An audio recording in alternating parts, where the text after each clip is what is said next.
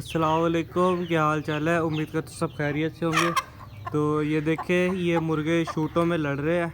ये देखें, तो इसका नुकसान क्या होता है कि एक तो इनके मुंह ख़राब होते हैं और दूसरा जो उनसे इनके मोहरे होते हैं ना, तो वो इनके डैमेज हो जाते हैं क्योंकि ये एक दूसरों को मारते रहते हैं और इनकी चूंचें जब शूटों में लगती है, केजीज़ में लगती हैं, तो इनकी जो सी चूंचें हो जाती हैं वो डैमेज हो जाती है, जिस वजह से इनका यानी कि एक तो इनका जो सी चूंच होती है वो काफ़ी देर बाद आती है। एक तो इनका ये नुकसान होता है, ऊपर से इनको खाने में यानी कि तंगी होती है।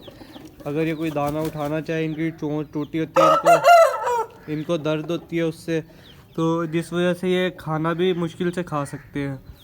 इस वजह से अपने मुर्गों को थोड़ा सा ध्यान रहे। ये देखे, इसका आप फेस देख लें, लड़ लड़ के इसके फेस की यानी कि क्या हालत हो गई है। ये होता है नुकसान के, अगर आपका मुर्गा शूटों के अंदर यानी कि एक मुर्गा शूटों के बाहर है, दूसरा अंदर है, और वो लड़ते रहे, उससे इनके ये मोहरा ख़राब हो जाते हैं और इनकी हालत भी ख़राब हो जाती है।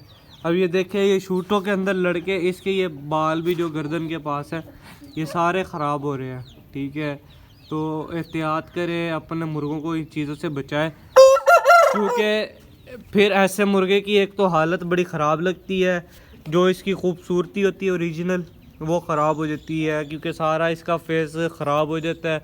और फिर जो मुर्गा अच्छा भी होता है वो भी फिर अच्छा नहीं लगता क्योंकि इसकी फेस क्वालिटी, इसके वो पर शर, वो सारा कुछ ख़राब हो जाता है।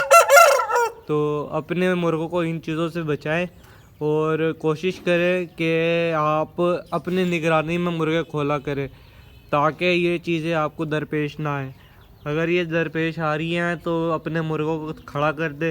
अगर आपके पास टाइम नहीं है इनके पास बैठने का तो इनको बंद कर दे, तब आके खोले जब आप इनके पास मौजूद हो, नहीं तो आपके मुर्गों की ऐसी हालत होगी। इसके साथ ये देखें, माशाल्लाह से चूज़े भी हमारे काफ़ी यानी कि एक एक मंथ के हो गए हैं।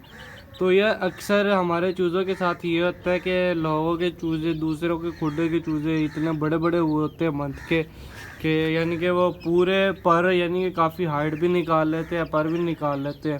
तो इसकी वजह ये होती है कि यार वो अपने मुर्गों को और मुर्गियों को इन चूज़े जो उनसे उनके होते हैं उनको डालते हैं फीड का क्या असर होता है कि फीड आपके जानवर को जल्दी ग्रो अप करता है। जहाँ पे उसने एक महीने के होने यानी कि हमारा चूज़ा एक महीना का होता है ना, उनका हफ्ते का चूज़ा इतना बड़ा हो जाता है कि वो लगता है कि वो महीने का है।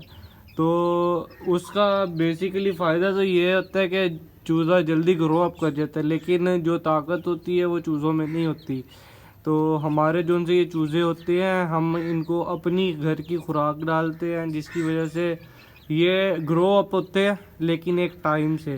जैसे इन्होंने ओरिजिनल ग्रो अप करना होता है तो ये वैसे ग्रो अप कर होते हैं। फीड देने से तो चूज़ा जल्दी बड़ा हो जाता है लेकिन कमज़ोर होता है।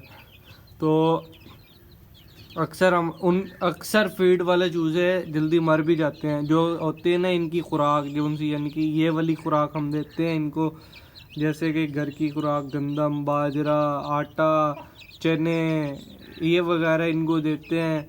तो इस वजह से ये इनको यानी कि लेट ग्रो अप करता है, लेकिन इनकी ग्रोथ से यानी कि इनका जो सा कद होता है वो सही बढ़ जाता है, अपने लेवल में आते हैं, ये जान भी इनकी सही होती है। तो फीड देने का इनको कोई फ़ायदा भी नहीं होता।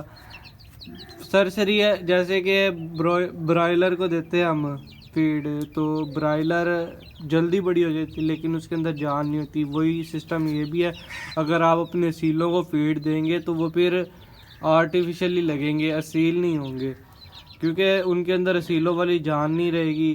तो इसलिए अपने चूज़ों को फीड से भी बचाएं। कोशिश करें कि आप अपने चूज़ों को देसी चीज़ों पे ही लगाएं। ये देखिए, माशाल्लाह से हमारे अब एक महीने के चूज़े हैं लेकिन हम अपने घर की फीड ही डाल रहे हैं, यानी कि घर का दाना ही डाल रहे हैं। फीड हमने आज तक अपने चूज़ों को नहीं डाली। थोड़ा लेट ग्रो अप कर लेते हैं लेकिन सही कर रहे हैं। हमें तो फीड जल्दी ग्रो अप नहीं इनको करवाना, फीड नहीं देनी, तो इसलिए हम अपने चूज़ों को देसी चीज़ों पे इनकी ग्रोथ करवाते हैं। तो आज के लिए इतना ही। मिलते हैं नेक्स्ट वीडियो में, तब के लिए अल्लाह हाफिज़।